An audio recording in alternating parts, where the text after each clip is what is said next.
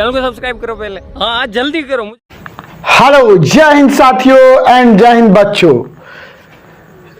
चलिए, इससे पहले हम एक लोग का जाप करते हैं।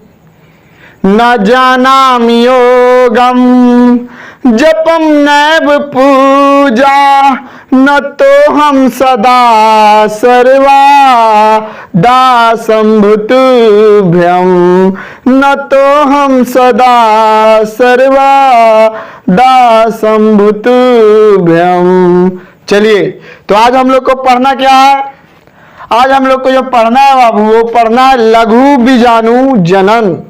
क्या जानना है हम लोग को? आज जानना है लघु बीजाणु जनन। इसको बोलते हैं माइक्रोस्पोरोजेनेसिस। क्या बोलते हैं? माइक्रोस्पोरोजेनेसिस। अंग्रेजी में इसको कहा जाता है माइक्रोस्पोरोजेनेसिस।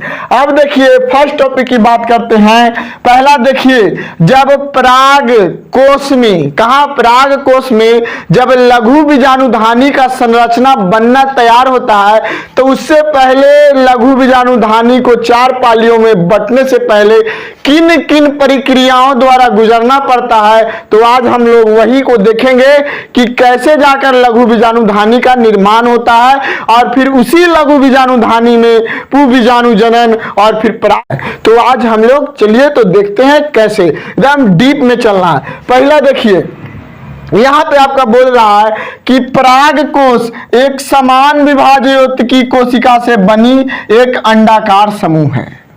क्या बोल रहा है? पराग कोश जो है समान, क्या बोल रहा है? समान विभाज्य की कोशिकाओं से बनी एक अंडाकार समूह है। यहां पे देखिए, एक अंडाकार समूह आपको दिख रहा है। यहां पे जो संरचना जो बना हुआ है वो आपको अंडाकार दिख रहा है, दिख रहा होगा। अब देखिए, जो बाह्य अस्तर द्वारा घिरा होता है, ये जो घिरा हुआ है किस अस्तर द्वारा घिरा हुआ है? बाह्य अस्तर द्वारा घिरा हुआ है। जैसे हम लोग अपना शरीर को जो बाह्य अस्तर है, तो बाह्य क्या है? वो आपका कपड़ा है, शर्ट है, टी शर्ट है, पैंट है, तो ये क्या है? बाह्य अस्तर है। क्या है? तो उसी तरह ये भी बाह्य अस्तर से क्या है बच्चा? घिरा हुआ है। फिर आगे बोल रहा है कि जो धीरे धीरे विकास करके, क्या धीरे धीरे विकास करके, आप लोग सुने होंगे फूल और कांटे, एक मूवी आई थी, अजय देवगन की सबसे पहली मूवी थी। उसमें एक गाना था कि धीरे धीरे प्यार को बढ़ाना है। तो गाने की तो बात अलग है, लेकिन यहाँ पे आइए टॉपिक पे, जो क्या बोल रहा है कि धीरे धीरे विकास करके, क्या करके? विकास करके 4 पालियों वाला हो जाता है। कितना पालियों वाला? 4 पालियों वाला। आपको दिखाए थे फिगर बना के कि जब पराग कोश को अगर काट दिया जाए बीच से, क्या किया जाए? काट दिया जाए बीच से, तो उसका कुछ संरचना इस तरह से हो जाता है। देखिए, यहाँ पे हम आपको बना के दिखा देते हैं। ऐसा हो जाता है उसका कुछ संरचना। जैसे देखिए, ये हो गया। 4 पालियों में क्या होता है बाबू? विभक्त हो जाता है। के पाली में? 4 पाली में। अब इसी को जो बोलते हैं, इसको हम लोग बोलेंगे क्या? कि पराग कोश का काट। किसका काट? पराग कोश का काट। इसको हम क्या बोलते हैं? पराग कोश का काट। अब के पाली में विभक्त हुआ? 4 पाली में। क्या बोल रहा है कि 4 पालियों वाला हो जाता है। उसके बाद संवहन मंडल का निर्माण करता है। किसका निर्माण करता है बच्चा? संवहन मंडल का निर्माण करता है। ये जो होता है पराग कोश के सबसे बाहरी स्तर पर होता है। कहाँ होता है? सबसे बाहर होता है। अब देखिए, यहाँ पे सेकंड देखते हैं। सेकंड में क्या बोल रहा है कि परागधानी के विकास के समय, किसके? परागधानी के विकास के समय। किसके विकास के समय? परागधानी के विकास के समय तरुण परागकोश के प्रत्येक पाली, तरुण मतलब क्या? छोटा अवस्था। तरुण परागकोश के प्रत्येक पाली में कोनों पर बाह्य स्तर के नीचे कुछ अंतःस्तरीय, बाह्य स्तर मतलब क्या? जैसे अब मान लीजिए कि यहाँ पे इसका बाह्य स्तर है, और ये जो अंदर जो घुमा हुआ है, तो इसका क्या हो गया? अंदर क्या? अंतःस्तरीय। क्या हो गया? अंतःस्तरीय कोशिका का आकार। किसका आकार बाबू? कोशिका का आकार बड़ा हो जाता है, जिससे प्रसु कोशिका कहते हैं। अब जब इसके अंदर कोशिका का आकार क्या होने लगेगा, बड़ा होने लगेगा। क्या होने लगेगा, बड़ा होने लगेगा। तो उस अवस्था को हम लोग क्या कहेंगे, प्रसु कोशिका कहेंगे। क्या कहेंगे, प्रसु कोशिका कहेंगे। और ये जो होगा वो आप किस में होगा बाबू, वाहिनी उत्तक में होगा। किस में होगा, वाहिनी उत्तक में। जैसे कोई दुबला पतला व्यक्ति, कैसे समझना है कि जैसे कोई दुबला पतला व्यक्ति अगर जिम ज्वाइन करता है, क्या करता है, जिम ज्वाइन करता है, तो उसको कई तरह का ट्रेनर एक्सरसाइज बताता है। क्या बताता है बच्चा, एक्सरसाइज बताता है। और वो एक्सरसाइज कर करके अपने शरीर के सभी कोशिकाओं को क्या करता है, विभाजित कर देता है और तोड़ देता है। और जब वो कोशिका टूटती है तो क्या होता है ना कि कोशिका विभाजन होता है, जिससे आप देखते होंगे कि उसका डोला दिन प्रतिदिन इंच बाय इंच बढ़ने लगता है। उसी प्रकार क्या होता है कि अंतः स्तरीय कोशिका का आकार बड़ा हो जाता है, जिसे प्रसु कोशिका कहते हैं। क्या कहते हैं, प्रसु कोशिका कहते हैं। अब देखिए प्रसु कोशिका का जो निर्माण होता है वो वाहिनी उत्तक के अंतर्गत होता है। किसके अंतर्गत होता है बाबू, वाहिनी उत्तक के अंतर्गत होता है। अब देखिए अगला मैटर आपका जो बोल रहा है, अगला मैटर बोल रहा है कि बाह्य स्तर और प्राथमिक भित्ति का निर्माण कैसे होता है। तो ये सभी जो हो रहा है आपका इसी के अंदर हो रहा है। किसके अंदर हो रहा है, लघु बीजाणुधानी के अंदर हो रहा है। अब देखिए किसके अंदर, लघु बीजाणुधानी के अंतर्गत, समझें। अब ये जो पूरा जो संरचना जो आपको दिख रहा है ये आपका किसका है, पराग कोश का काट है। किसका काट है बाबू, पराग कोश का काट है। अब देखिए क्या बोल रहा है कि जिनसे एक बाह्य प्राथमिक भित्तीय कोशिका तथा भीतरी प्राथमिक पुन बीजाणु जनन कोशिका बनाती है। क्या, पुन बीजाणु जनन कोशिका बनाती है। पुन बीजाणु जनन कोशिका मतलब समझते हैं, जैसे देखिए अगर हम लोग अगर मनुष्य की बात करें तो मनुष्य में अंडाणु को निर्माण करने के लिए एक अंडाशय होता है। उसी तरह यहाँ पे आपका प्राथमिक पुन बीजाणु जनन कोशिका बनाती है। पुन बीजाणु जनन कोशिका उसको जिसके तहत आपका पराग कण का निर्माण होता हो। किसको, पराग कण का निर्माण होता हो। अब देखिए आगे बोल रहा है आपका कि ये दोनों कोशिकाएं निरंतर विभाजित होती हैं। क्या होती है, निरंतर विभाजित होती रहती है। क्या होती रहती है, निरंतर विभाजित होती रहती है। निरंतर मतलब आप ये भी समझ सकते हैं तुरंत एकदम हाली हाली विभाजित होते रहता है, एकदम टूटते रहता है, समझें। और फिर आगे बोल रहा है कि जिस कारण, क्या, जिस कारण प्राथमिक भित्ति की कोशिकाएं 3 से 5 भित्तीय स्तर बनाती है।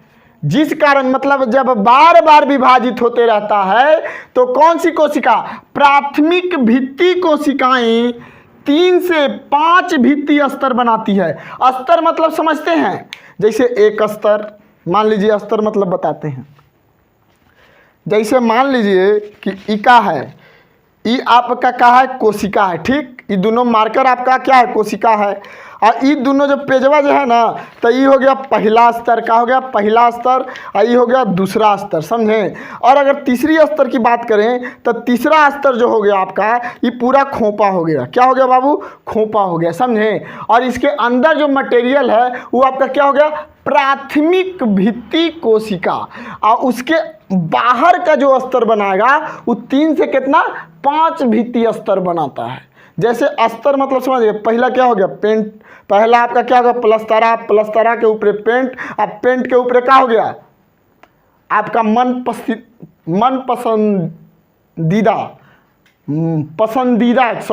पसंदीदा ड्राइंग, समझे। तो ये क्या हो गया, अस्तर। एक पर अस्तर लगाया जाए। जैसे आप ये भी समझ सकते हैं कि सूती के ब्लाउज में एगो अस्तर लगाया जाता है, तो उस तरह का भी अस्तर होता है। अब देखिए, आई होप कि इतना आपको समझ में आया होगा। अब हम लोग है कि इसमें बाह्य त्वचा, क्या हो रहा है, इसमें बाह्य त्वचा के नीचे, कहाँ, बाह्य त्वचा के नीचे वाली एक परत मोटी हो जाती है। बाह्य त्वचा के नीचे वाली एक परत, अगर मान लीजिए यहाँ पे कि बाह्य त्वचा है। क्या है ये आपका, क्या है, बाह्य त्वचा है। और ये जो अंदर वाला जो ये परत है, क्या ये अंदर वाला परत है, ये आपका बाह्य त्वचा है। तो ये जो त्वचा है तो इसके नीचे में ये परत है ना, इसके नीचे में, तो ये जो परत है आपका क्या हो गया, मोटी हो जाती है। क्या हो जाती है, मोटी हो जाती है। आगे भी बोल रहा है कि इस परत को अंतः अस्तर कहते हैं। क्या कहते हैं, अंतः अस्तर। जैसे हमनी के चमड़ी के अंदर में क्या है, मसल है। हम लोग का चमड़ी के अंदर क्या है, मसल है। तो जो आदमी जितने मोटा होता है उकर अंदर मांस उतने मोटा होता है। तो उसी तरह यहाँ जो बोल रहा है कि एक परत मोटी हो जाती है और इस परत को अंतः अस्तर कहते हैं। क्या कहते हैं, अंतः अस्तर कहते हैं। फिर आगे बोल रहा है कि जिस स्थान पर अंतः अस्तर की कोशिकाएं की भित्ति पतली रहती है, मतलब जैसे हर स्थान पर तो मोटा हो जाएगा, क्या हो जाएगा, मोटी हो जाएगी, लेकिन जिस स्थान पे क्या रहेगा, पतला रहेगा। क्या रहेगा, एकदम पतला। जैसे मान लीजिए ये पतला है, क्या पतला रहेगा, पतला रहता है, उसे रंधक कहते हैं। क्या कहते हैं, रंधक कहते हैं। जैसे देखिए ये आपका क्या हो गया, ये हो गया अंतः स्तर। यहाँ पे जो ये हो गया, ये आपका क्या हो गया, टेपिटम। और ये जो हो गया, ये आपका क्या हो गया, लघु बीजाणु मातृ कोशिका। क्या हो गया, लघु बीजाणु मातृ कोशिका। अब आगे देखिए आपका ये जो हो गया, इसके अंदर जो ब्लू वाला जो दिख रहा है वो आपका किसके अंतर्गत आया, मध्य स्तर। क्या आया, मध्य स्तर। अब नीचे वाली जो आप देख रहे हैं संरचना, इसको हम लोग क्या कहते हैं, रंधक। क्या कहेंगे, रंधक। क्योंकि यहाँ पर जो है भित्ति पतली रह गई। क्या रह गई, पतली रह गई, उसी के कारण इसको क्या कहेंगे, रंधक कहेंगे। अब देखिए आगे बोल रहा है कि अंतः स्तर से नीचे वाली 1 से 3 परत की कोशिकाएं मध्य स्तर तथा सबसे नीचे वाली परत टेपिटम बनाती है। क्या बनाती है, सबसे नीचे वाली परत। ये जो लघु बीजाणु में ये जो नीचे वाला जो परत देख रहे हैं, ये क्या है, टेपिटम है। क्या है, टेपिटम। क्या है बाबू, टेपिटम बनाती है। क्या बनाती है, टेपिटम बनाती है। और टेपिटम की कोशिकाएं अर्धसूत्री, कैसा, अर्धसूत्री विभाजन द्वारा बहुगुणित हो जाती है। अब देखिए टेपिटम की जो कोशिकाएं होती है वो अर्धसूत्री विभाजन करके बहुगुणित हो जाती है। बहुत गुणित मतलब बहुत सारा, बहुगुणित हो जाती है तथा बाद में नष्ट होकर, और क्या होती है ना, आगे जाकर नष्ट होकर लघु बीजाणुओं के पोषण में सहायता प्रदान करती है। अब जो मतलब टेपिटम की कोशिकाएं जो है वो आगे जाकर क्या हो जाती है, नष्ट हो जाती है। क्या होती है, नष्ट हो जाती है। और नष्ट होने के बाद जो टेपिटम जो होता है वो क्या होता है, नष्ट हो जाता है। और नष्ट हो जाने के बाद लघु बीजाणुओं के पोषण में सहायता प्रदान करती है। जैसे नष्ट होकर क्या, जैसे मुर्गा के आप लोग खाते हैं तो वो तो बेचारा अपना जीवन क्या करता है, खो देता है, लेकिन आपके जीव के स्वाद के लिए वो बलि चढ़ जाता है, आपका पेट क्या होता है, भर जाता है। उसी तरह टेपिटम यहाँ जो है क्या होती है, नष्ट होकर लघु बीजाणुधानी के पोषण के सहायता में पोषण की सहायता में प्रदान करती है, पोषण की सहायता प्रदान करती है, समझे। अब देखिए क्या होता है, जैसे देखिए ये जो पूरा जो गोले जो आप देख रहे हैं ये पूरा क्या हो गया, लघु बीजाणु मातृ कोशिका। क्या हो गया बच्चा, आपका ये हो गया लघु बीजाणु मातृ कोशिका। क्या बोलेंगे इसको, लघु बीजाणु मातृ कोशिका। देखिए 4 पाली में बटा हुआ है, ये भी लघु बीजाणु है, लघु बीजाणु धानी, ये भी लघु बीजाणु धानी है, ये भी लघु बीजाणु धानी है। अब ये क्या है, पूरा लघु बीजाणु धानी मातृ कोशिका है। अब ये जो बीच वाला जो आप देख रहे हैं ये आपका क्या है, मध्य स्तर। और ये जो टेपिटम है, ये जो आप लाल वाला जो देख रहे हैं वो क्या है, आपका टेपिटम है। अब देखिए आगे की बात करते हैं, आगे क्या लिखा है, आगे लिखा है कि प्राथमिक, क्या, प्राथमिक पुंज बीजाणु जनन। क्या बोल रहा है, प्राथमिक पुंज बीजाणु जनन कोशिकाओं से अनेक लघु बीजाणु मातृ कोशिकाओं का निर्माण होता है। किसका होता है, लघु बीजाणु मातृ कोशिकाओं का निर्माण। जैसे देखिए यहाँ पे भी लघु बीजाणु मातृ कोशिका का निर्माण हो रहा है, यहाँ पे आप देखिए कि लघु बीजाणु मातृ कोशिका का निर्माण हो रहा है, यहाँ पे भी लघु बीजाणु मातृ कोशिका का निर्माण हो रहा है, और यहाँ पे भी लघु बीजाणु मातृ कोशिका का क्या हो रहा है बच्चा, निर्माण हो रहा है। अब देखिए आगे क्या बोलता है कि इनमें से कुछ नष्ट हो जाती है। क्या होती है? कुछ नष्ट हो जाती है। जैसे ए जो है आपका क्या होगा, धीरे धीरे नष्ट हो जाती है, तथा कुछ गोलाकार होकर क्रियात्मक, क्या होती है ना कि कुछ जो होती है वो गोलाकार होकर क्रियात्मक लघु बीजाणु मातृ कोशिका की तरह कार्य करती है। कुछ तो उसमें नष्ट हो जाती है, लेकिन कुछ जो होती है वो लघु बीजाणु मातृ कोशिका के समान, चाहे उसी की तरह क्या करती है, कार्य करती है, जो अर्धसूत्री विभाजन द्वारा, कौन सा, अर्धसूत्री विभाजन द्वारा विभाजित होकर, क्या होकर, विभाजित होकर 4 अगुणित लघु बीजाणु बनाती है।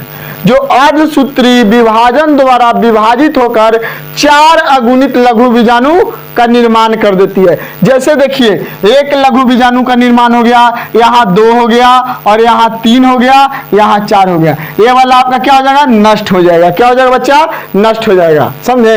और 4 लघु बीजाणुओं का निर्माण कर देती है। और ये आप फिगर जो आप देख रहे हैं, इसी तरह एक तरफ रंध्रक का निर्माण होता है और एक तरह से परागकण का निर्माण होता है, और जो बीच वाला है उसको क्या, अंतःस्तर कहते हैं। और फिर ये परिपक्व होकर स्फुटन की क्रिया, कौन क्रिया, स्फुटन की क्रिया द्वारा बाहर निकलते हैं, और परागकण यही हवा के द्वारा उड़ के या पक्षी के पंख में सट के किसी पुष्प मतलब के वर्तिकाग्र पर जाकर परागनाल का निर्माण करते हैं। इस क्रिया को आगे पढ़ेंगे, स्त्री के शरण में समझेंगे।